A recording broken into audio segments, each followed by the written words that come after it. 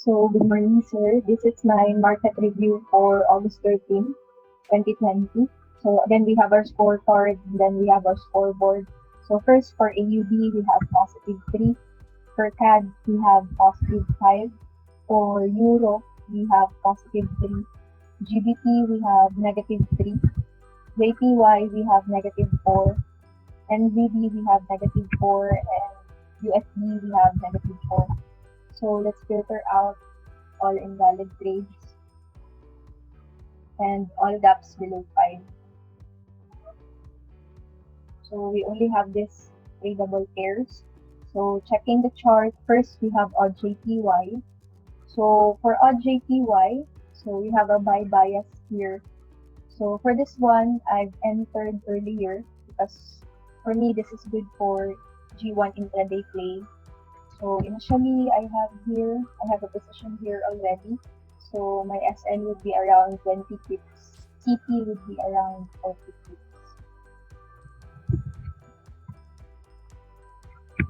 So current distance from entry, since current position na siya, so 0.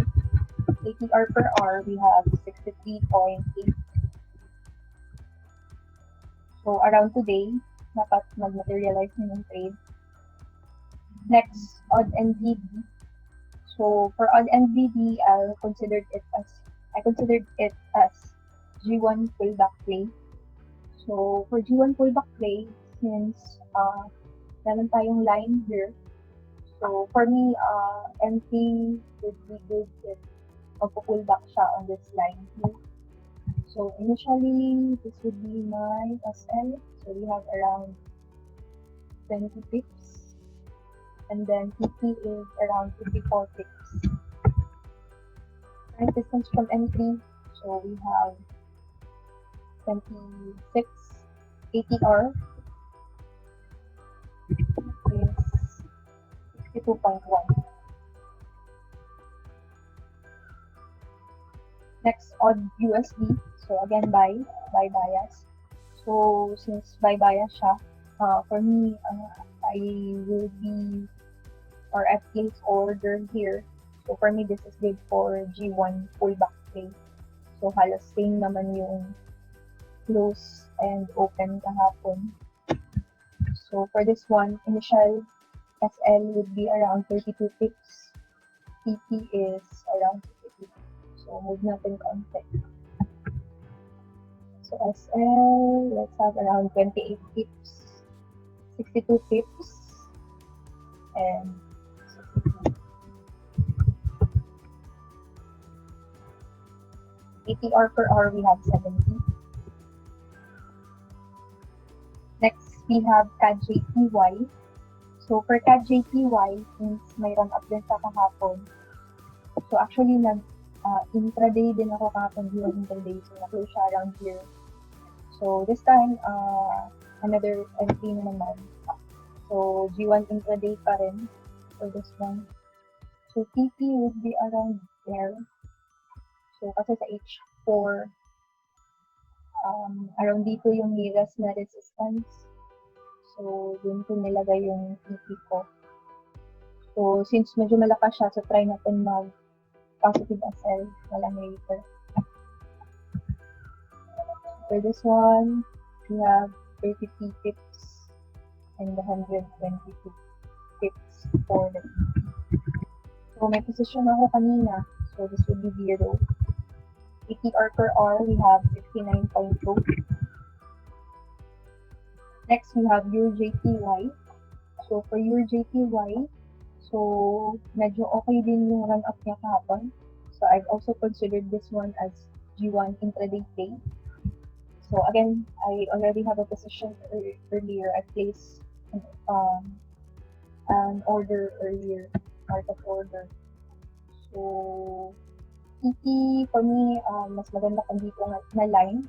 So around 152 pips. SL is around 44. So 44 and 151. Current distance from entry, again, current position, so 0. ATR per hour, we have 93.8. So next we have your MVD. So for your NVD, I considered it as a G1 pullback day. So I place order here. Initial cut loss around 76. TP is around 158. Current distance from entry, so we have around 77. ATR per hour, we have 128. Next, we have your USD. So again, by bias. So for your USD, okay din sana siya for G1 intraday. Kasi lang medyo nasikat ako mag-enter here. Because hindi ko siya nag-close. So maging near pa sa resistance. So I'll wait for a pullback here.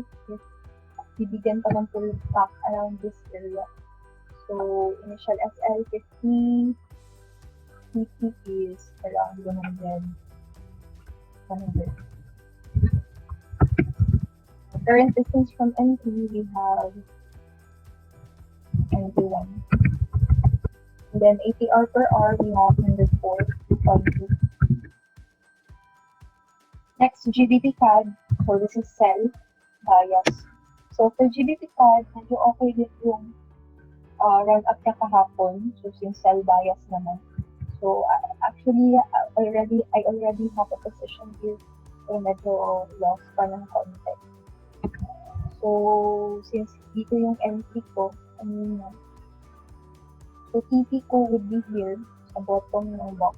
So dito yung parang support mo na previously. So initial SL, sa top lang itong medyo maliit na swing. So medyo mataas, 129 pips.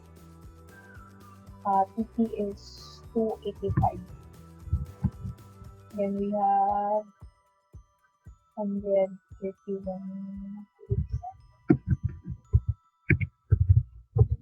Current distance from entry. So since current position, we have 0. ATR per hour, we have 136. Next, NVD CAD. So for NVD CAD, for me, I considered this one as a G1 pullback day. So medyo hindi naman ganun kaganda yung run up kahapon. Yung sell bias siya. So I'll wait for any pullback on this line. So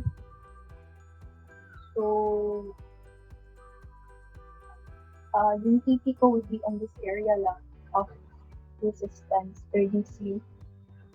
So we have around 54 pips and 175 pips. Resistance from NT, so we have, medyo malapit na siya actually. So we have 26 pips. ATR per hour, we have 79.1. SE, we have USD CAD. So again for USD CAD, sell bias. So for this one, for me, this is good for G1 pullback na lang. Because nag-up siya kahapon isang downside. So medyo malapit lang yung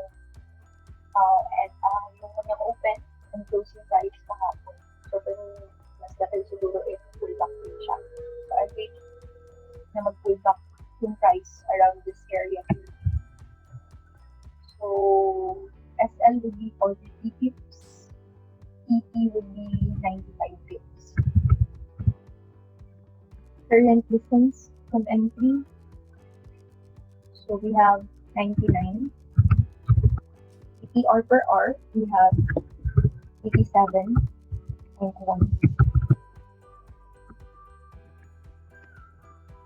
So that's it for today. So if ever parang isa lang yung possible mag-materialize, pati yung EP. So ma-close yung trade today, which is Audrey K1. So the rest, possible ma-hit siya ngayon, pero tomorrow pa yung TP or on the next day. So that's it for today. Thank you, sir.